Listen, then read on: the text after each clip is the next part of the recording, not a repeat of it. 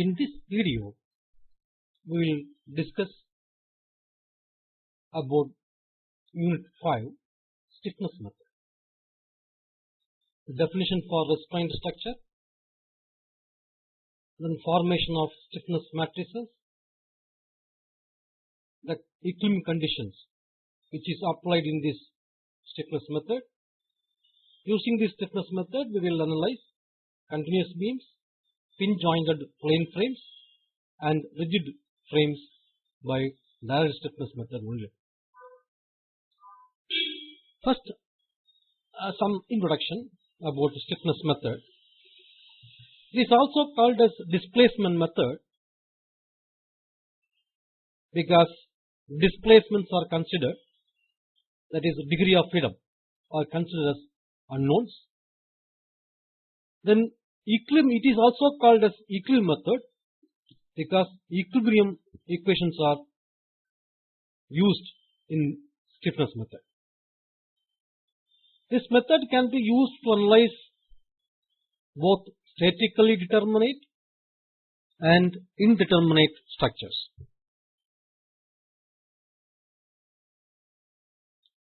As told earlier, degree of freedom are considered unknowns. The basic principle applied is equilibrium equations, that is sigma m is equal to 0.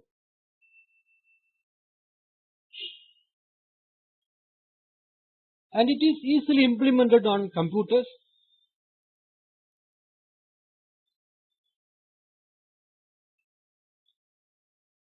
And it gives displacements and forces directly. But the thing here, the equilibrium, that is from the equilibrium equations, we will get degree of freedom, that is theta, that is rotation and displacement. Then we have to use slope deflection equation or other expression to find the moments.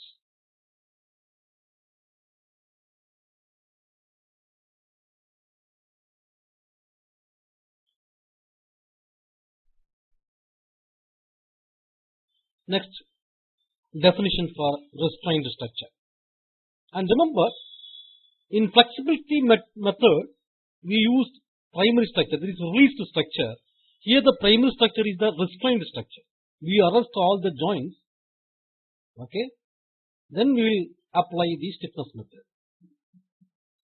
So restrained structure is nothing but the structure in which all the joints are restrained against movement in any direction. Therefore, the moments induced at the ends of each member are nothing but the fixed end moments.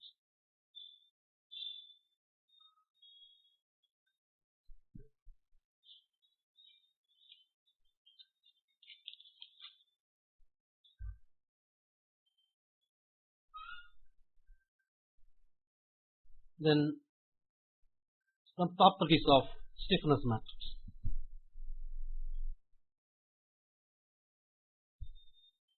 The elements of the stiffness matrix are forces, which are also called as stiffness coefficients. It is a square matrix. The size of the matrix is nothing but the degree of freedom. And it is also symmetric.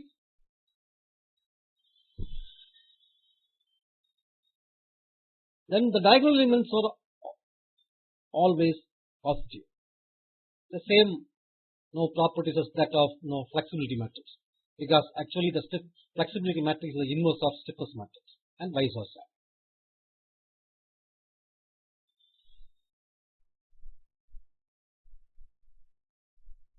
The stiffness coefficients is defined as the force required to produce unit displacement in the direction of that force. And we know that stiffness K is equal to m divided by theta or P divided by delta. Therefore, if theta or delta is equal to 1, then the force, the corresponding force will be directly equal to the stiffness coefficient. This is the concept which is applied in finding the stiffness coefficients.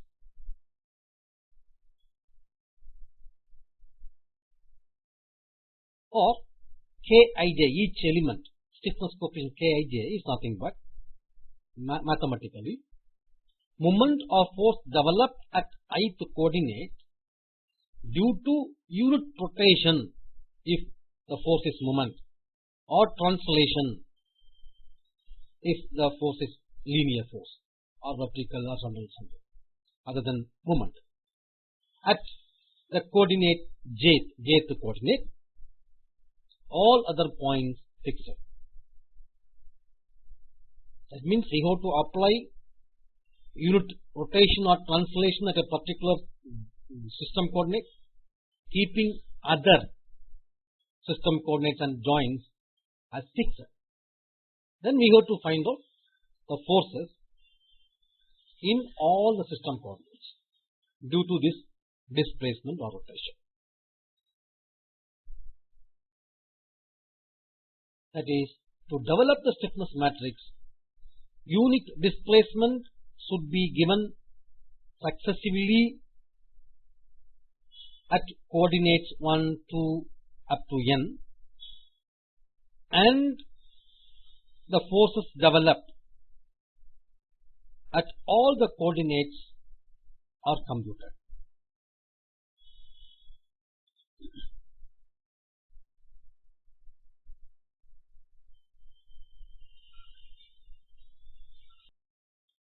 Then the sign convention used in the stiffness method is the forces in the direction of the displacements are positive.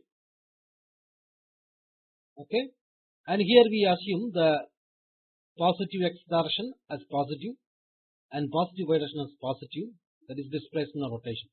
Okay, then clockwise rotation is positive. Now the comparison between flexibility matrix, stiffness matrix.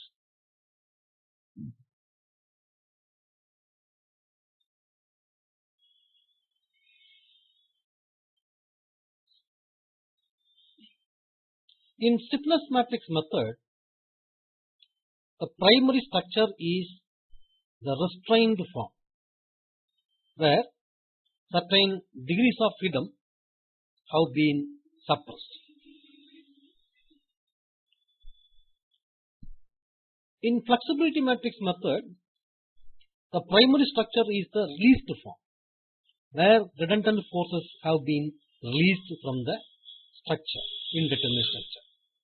So basically in flexibility matrix method, we use the method directly on determinate structure. Whereas in stiffness matrix method, we apply the stiffness matrix method on the given structure itself.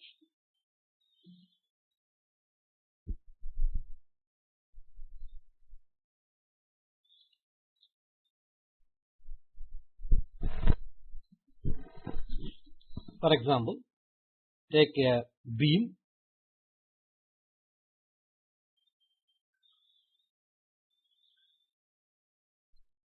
Here one support is fixed, the other support is propped cantilever, therefore this is a propped cantilever subjected to UDL over the entire span. So assume this is the given structure for both the problems, in stiffness method as well as flexibility method. So in stiffness method, we consider the same structure as such.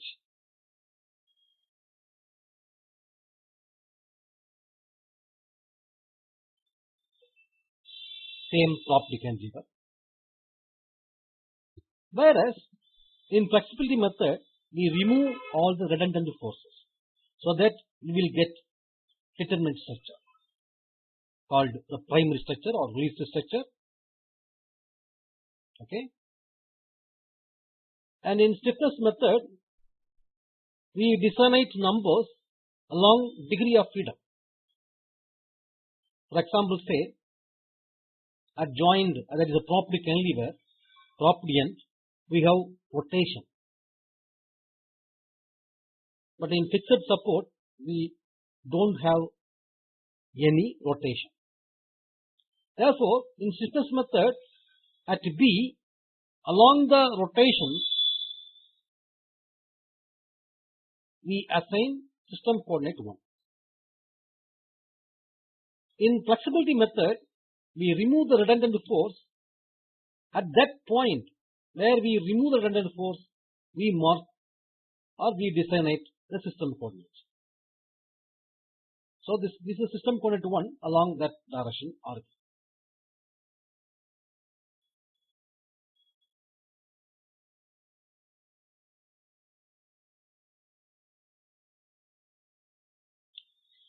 So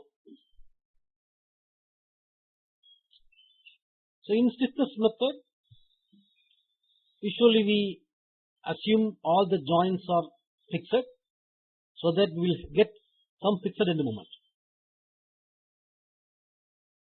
Even in non-fixed supports in the given structure.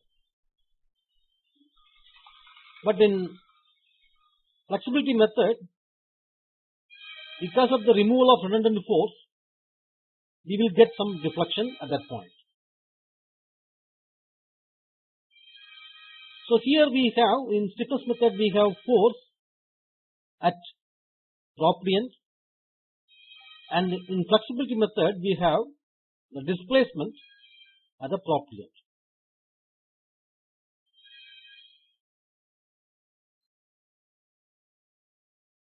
So now we produce a unit rotation at system coordinate 1 in stiffness method and find the force. Because when the rotation is 1 unit, the force we get is actually stiffness coefficient. That's why we get K11 value. That means K1 means the force at system coordinate 1.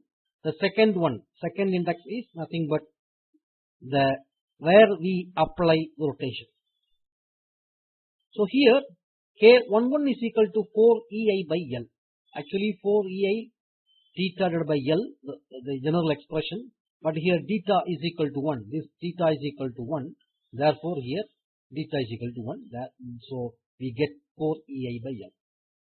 So this is the force or stiffness coefficient we get. But in flexibility method, we apply a unit force so that we will get some displacement due to this unit force. That force we have to calculate, that displacement actually, that displacement we have to calculate due to this unit force. That displacement is actually nothing but the flexibility coefficient.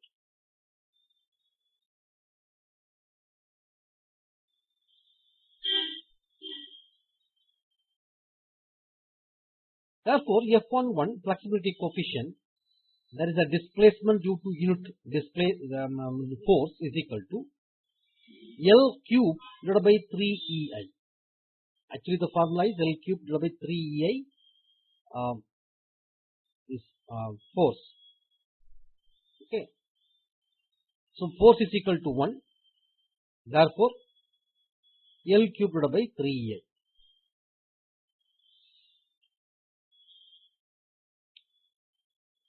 So in stiffness method, we get force in terms of stiffness coefficient.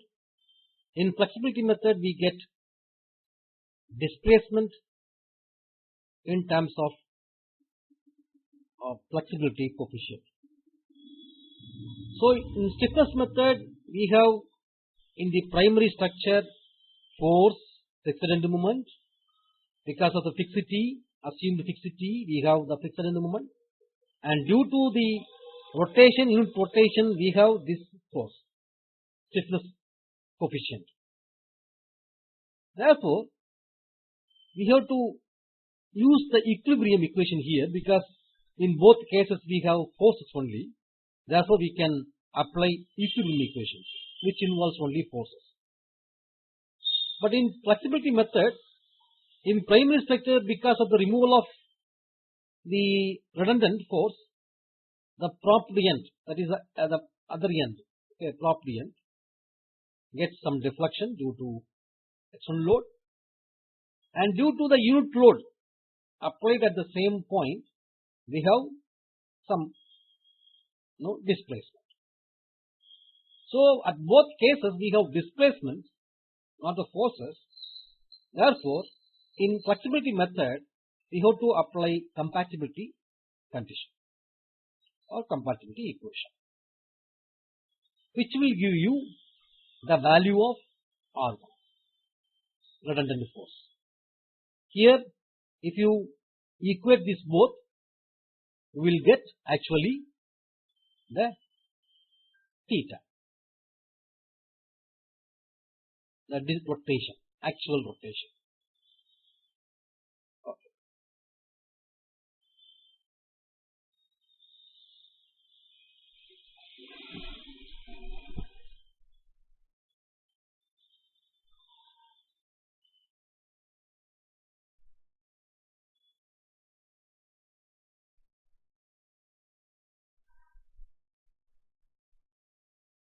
Therefore, here in stiffness method, here this is the force due to unit rotation.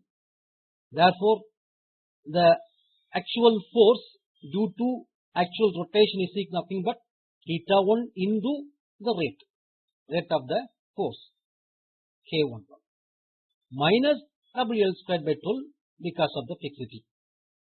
It should be equal to 0 because there is no balanced force. The point should be in equilibrium. So from this expression we get the actual rotation at system coordinate 1. That is at propped end. So theta 1 is equal to WL cube divided by 48 E. Similarly, in flexibility method, we get the value of redundant force. This is the displacement due to unit force. Therefore, the total displacement due to the actual redundant force, which should be equal to this displacement due to the external load if there is no support. From this compatibility equation, we get the value of redundant force. So this is the end of this video.